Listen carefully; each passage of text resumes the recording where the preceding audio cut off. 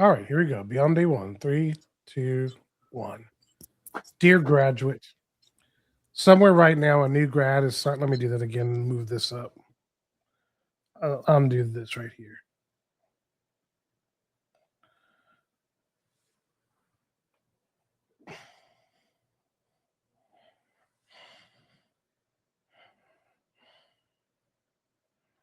Three, two, one.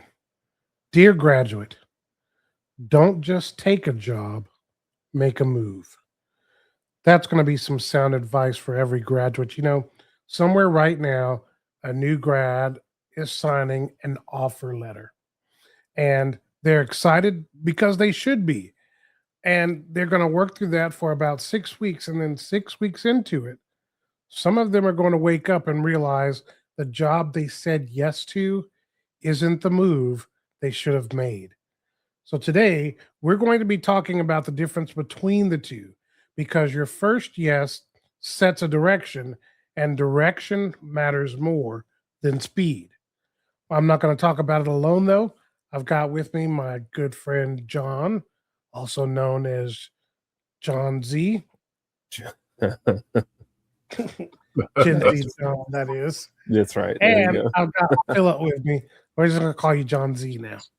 Jon Z. I like it. Jon Z and Phillip. Gentlemen, how are you today? Doing well. Doing well. So we're talking about not just taking a job, but actually making a move. And when you've graduated, and look, let me start by saying I understand that in some cases when you graduate, that you're being put in a position where you've got to quickly find a place to live, figure out how you're going to pay for that, and do all of that. Some of you are in that position, and I get it. The advice that we're about to give to you, though, still applies. I think the people who will benefit from it most are those who don't necessarily have all of that pressure where they have to get out, they have to make a move to be able to actually make the right move. So, Phillip and John, today we're going to be talking about this concept of making the right choice. And, John, I want to start right off with you because you just graduated. Well, not just graduated, but you graduated most recently. And I'd love to hear from you. Kind of take us back to the moment when you accepted or took on your first real opportunity after school. And, tell us a little bit about what were you thinking, when you said yes. And then when you got along with it, did you make the right move? Tell us about that as well. The short answer is no. When I graduated high school, while I was in high school, I worked at Chick-fil-A. I graduated and I still stayed at Chick-fil-A just for maybe like another year or so. And I stayed because I wasn't entirely sure what I was going to be doing after high school. But it turned like there was an opportunity that was kind of building within Chick-fil-A because I wasn't sure what I wanted to do. And maybe I expressed some interest in some business management, some corporate experience. And so the operators were kind of putting their shoe in the door for me just to give me some sort of opportunities down the road. And they announced that they were like a few months after that they were actually going to be leaving that store and going to a completely different location. And I felt like I was getting abandoned because I'm like, okay, this new person's not going to know me. They're not going to probably share the same opportunities with me. And so I kind of panicked, my little 18-year-old brain, just like, well, I have to abandon ship. And I wish I didn't because where I was working, there were people there that were offering me like retail positions and just different team like retail jobs because when you work at Chick-fil-A, like people express your front hand customer service experience and they want that to be a part of their team. And so unfortunately, in my mind, I was thinking, this will be a great experience. I've never worked retail. Maybe I'll, have a great opportunity in these major companies because, these are big names that I like and I'd love to work with these brands in the future. I'll sign up the job. And again, 18-year-old John was like, it's okay if it's like $2 less per hour than I was already working, because it's experience, right? It's good experience. It puts a lot on my resume. man, if I could like go back in time, I wish it was just the one job, but there are a few jobs after that that kind of like, I was thinking that I'm in it for the experience and racking up some points, but the reality was, I wish I could just go back in time and be like, hey, and then just like look at myself and be like, the experience isn't really worth it if you just wait it out where you currently were. There were opportunities that I could have taken advantage of that I missed out because I wanted to go somewhere else and gain experience that doesn't really mean anything to me nowadays, because it's all just, fluff on a resume now, unfortunately. So I thought I could get the experience that I needed, and now that experience has left me hanging, honestly. So here I am. That's good. That's good to hear, John, because whether you're graduating high school or you're graduating college and going into the workforce, the pressure is there to just take something. You especially when you've never worked a job before, you've worked something like John did, there's a lot of pressure there to just take something and get your life started, get going. And there's an urgency. Well, the concept here is that urgency is probably one of the most dangerous forces in your job search. And that, it puts you in a position where you'll just take anything, and then Yeah. you're not evaluating the things that are important to you, not thinking about where you'd like to work, what kind of culture you want to be in, what kind of manager do you want to be under. Is there a growth trajectory in these companies, in this company? Even if you're going, when I graduated high school, um, well, part of me was going into acting. But, when you're going into acting, that also means you're going into the restaurant business because you're going to be waiting tables and bartending in order to win. And so I was going in the restaurant industry as well. And so there's so many opportunities and so many places and things. But I was so set that it was going to be this thing over here that I just took whatever. And I tell you, one of the worst bosses that I ever had came out of that insistence to just take something. And I would never want to work for this guy ever again. And even that, then here I am some umpteen years later. It's like if I see you and me crossing the road, I'm going to the other side of the road. That's how much you stained my little heart, my precious heart, out of school and trying to make a living and do what I need to do. There are three questions that every grad should ask before you accept an offer, and and what what you should be looking for. First of all, is this like I just said, is this a culture fit? What is the manager quality that I'm going to be dealing with? Now, sometimes that's a little harder to discern, especially when you don't know people in the company and you're just interviewing. But nowadays, there's so much research that's available to you.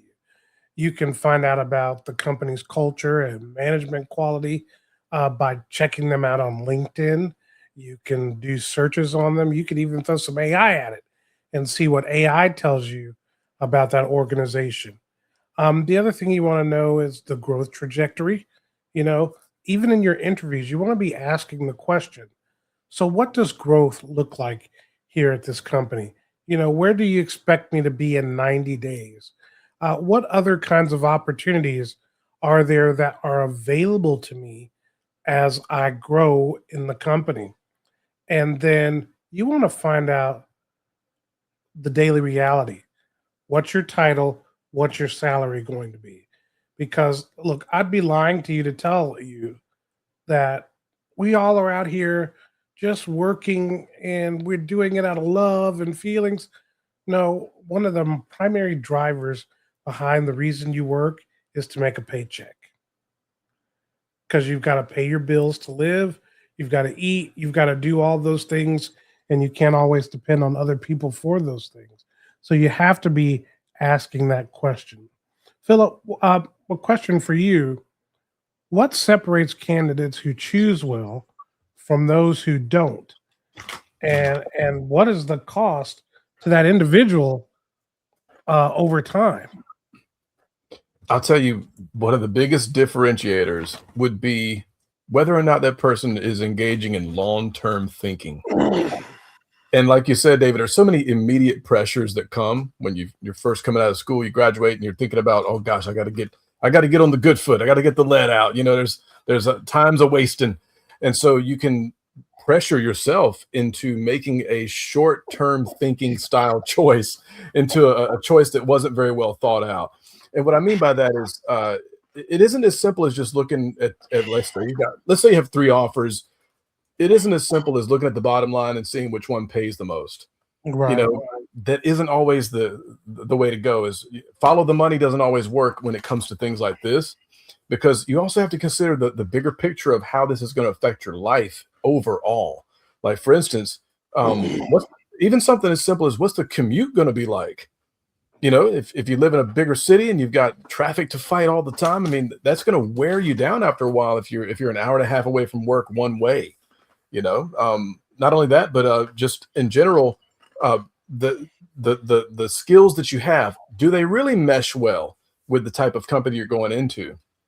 Or will it be something that either won't be a challenge for you, or make you feel like you're completely in the deep end and just gasping for air?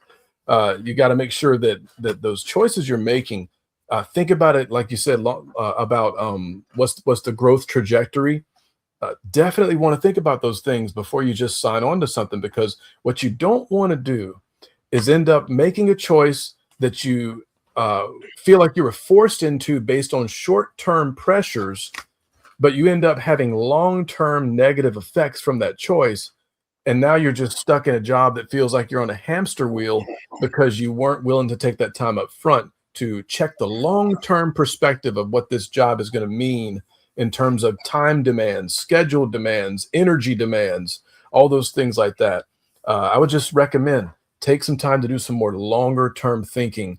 And that's what's going to separate those who will end up making a quality decision versus those who may end up making a decision they regret. Yeah, that's good, Philip. How do you know?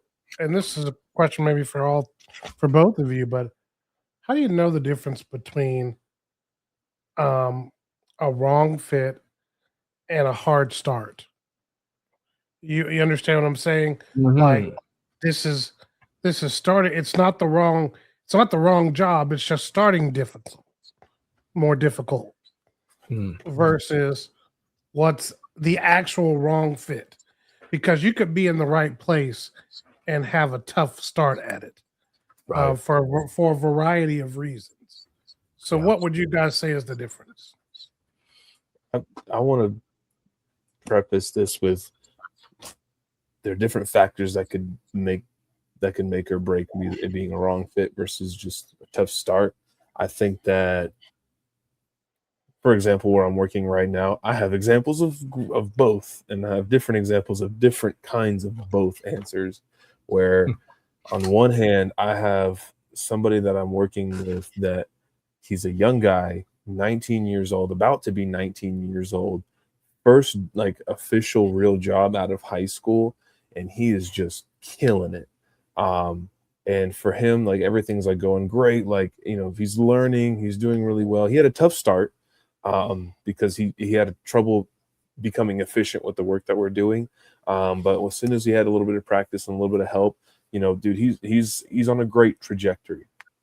There are other people who are like leaving from college or graduating from college that have some sort of understanding in the technology realm, which is, just as for context, that's where I work, technology recycling. And they are educated in what they need to do, but they're either overqualified in their degree, or they just are having a hard time. For some people, they just are overqualified and they're just using this as a crutch to like pay their bills, to get on to find the job that they're really looking for. But some people are good at the job, and you can tell that this is just not a place for them because they're having a really tough time with understanding the tasks and understanding the main goal. And maybe they do understand, they just know that they can't, they're just not to be in a position where they're, auditing technology all day. And so I feel like the biggest difference just comes in your personality, what your expectation is with working with people, working with others, working with or with bosses. And then just, for some people, they can't handle sitting at a desk all day, so they got to go out and do something different every single day. And then unfortunately, they have to learn by doing that for like 6 months. You know what I mean? I think that all in all, it just falls down to what your first 3 months, 3 to 6 months looks like. Because within the first few months, like, you can either turn your work around and just kill it, or you can just understand that this is not something that you should be in with by just being in the trenches for a little bit. Good, John. Good. Philip, let me ask. I'm going to throw a little bit of a different question out at you as we're kind of running close on time. What do you do in the first 90 days if you suspect that you made the wrong call? So before you blow anything up, what can you do in those first 90 days, especially when you know that you made the wrong call? I would say check the other offers that you had. See if they're still available. No, but if you already know that it's not going to be a good fit, or you're coming to that realization over the weeks or days or whatever, it may be a time where you can plan a meeting with the management and say, you know what, I think at first I thought this might be a good fit for me, but looking further down the road now, I'm realizing this may not be good for me or for you if I stay here. You definitely want to keep it respectful. You definitely don't want to burn bridges. I mean, the way you leave a place is also as important as how you came to the place, honestly. You don't want to have anything negative chasing you around as far as things like that go.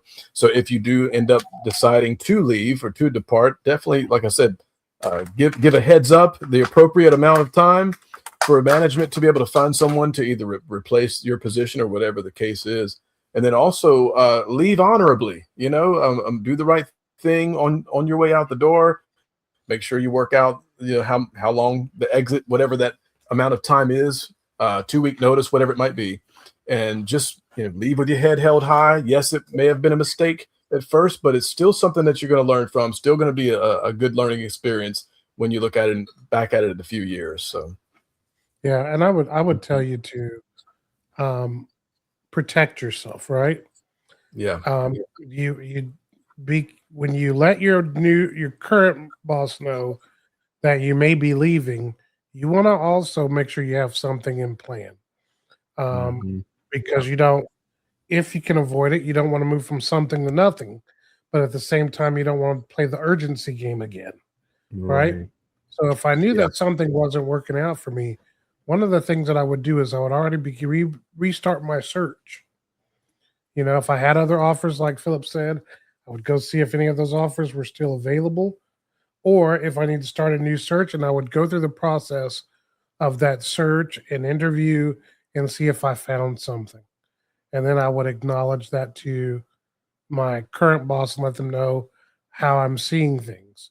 But all the while, I'm working honorably, like Philip said. You're doing the work you're supposed to. You're not being a brat about things.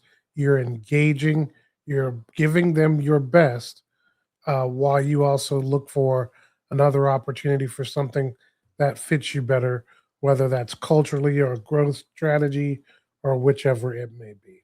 So you want to do that. The one other thing I want to tell you is that I do want you to have a mindset shift in this. A wrong first move is not a life sentence. You can recover from a wrong first move. The data says that lots of people make what they would consider the wrong first move. So you'd be in good company if you did make it. But you want to make sure that you don't get into over urgency or get into high pressure where you have to make this decision right away to the best of your ability. And you think about the things that matter. Because I'm going to tell you, after you've worked for a while, you realize that the culture does matter, that your ability to grow in the company does matter, and that you're going to be able to contribute and have a purpose in the company, all of that matters. And those are the things that you're looking for. If I'd tell my younger self something about this, I would say, take your time and consider all of your skill sets. Just because you had a history of doing job A doesn't mean you're destined to do that job. Think about the fact that you've got great customer service skills, you talk to people well, and all of these things, and consider other places that you could be, that you could make a difference in. I hope that's helpful to you guys, and I hope that you'll consider that. Don't let urgency cause you to make a choice that you later on regret. Regret. Sorry. All right. Next week, in letter number 3, we're going to be talking about first impressions. And I'm not talking about just when you meet somebody. I'm talking about when you've worked in a place for 3 weeks, you've worked in a place for 4 weeks, you've worked in a place for 6 weeks. That's the impression that sticks. We'll tell you how to make it count. In the meanwhile, if you know somebody who is also in that pressure place of taking an offer right now, we want to invite you to share this episode with them. We hope it'll help them in the same way that it will help you. Until next time, I'm David, he's Phillip, and that's Jon, and we're out.